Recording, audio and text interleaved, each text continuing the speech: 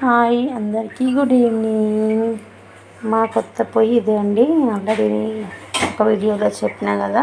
దాంతోపాటు ఈ స్టవ్ తీసుకోవడానికి వెళ్ళినప్పుడు ఏమైందంటే అక్కడ అందరూ స్టీల్వి స్టీల్ దాంట్లో వంటకి అదే రైస్ కర్రీస్కి స్టీల్వి ఇట్లాంటివి ఏమంటారు ఇలాంటి బాండీ అండ్ రైస్కి ఒకటి ఇదే స్టీల్లోనే 3 లేయర్స్ 2 లేయర్స్ అని ఇట్లా ఏమంటారు గిన్నెలు వచ్చినాయండి. ఇది బాండీ ఏమో కర్రీకి అండ్ ఇంకొకటి ఇట్లా మన గిన్నె టైప్లోనే వచ్చినాయి.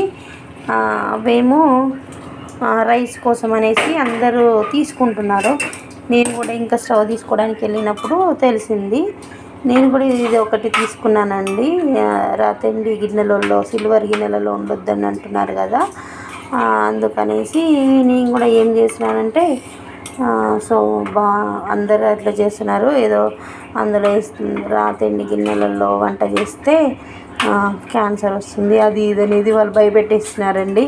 ఇంకా నేను కూడా ఏం చేసినానంటే ఇది ఒకటి కొత్తది తీసుకొచ్చాను. దీన్ని ఏమంటారు వీటిని ఇదే స్టీల్వి గిన్నెలు ఇట్లాంటి కడాయిలు ఉంటాయి కదండి, బాండీ టైప్. ఇవి మాత్రం 700కి కేజీ అంటండి. 700కి కేజీ అంటే నేను కూడా తీసేసుకున్నానండి. ఇప్పుడు నేను ఇది కొత్త గిన్నె కాబట్టి దేవుడికి దీంట్లోనే సేమ్యా చేసి పెట్టాలి. కొత్త పొయ్యి కొత్త గిన్నె అండి. ఇది ఈరోజే తీసుకున్నాను. అదేంటంటే బాండీ కూడా ఈరోజే తీసుకున్నాను. అందుకనేసి ఇంకా ఏమైంది, ఇది 2 kgs ఉందండి. ఇది అంటే వెయిట్ వేసి ఇస్తున్నారు. దీనికి 700 kg అంటే 1400 అయిందండి. ఇది ఇప్పుడు సేమియా చేసే బాండీకి 1400 రూపీస్ అయిందండి.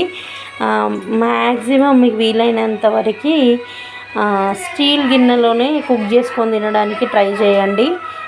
స్టీల్ గిన్నెలో చేసిందే తినాలి అనేసి అంటున్నారు కదండి, అందుకోసమనే స్టీల్దే ప్రిఫర్ చేయండి మీరు కూడా. చాలా వరకు అండి అందరూ సిల్వర్లోనే 2 లేయర్స్ 3 లేయర్స్ ఇట్లా రైస్కి ఒకటి కర్రీకి ఒకటి అనేసి తీసుకుంటున్నారు. ఓకేనా?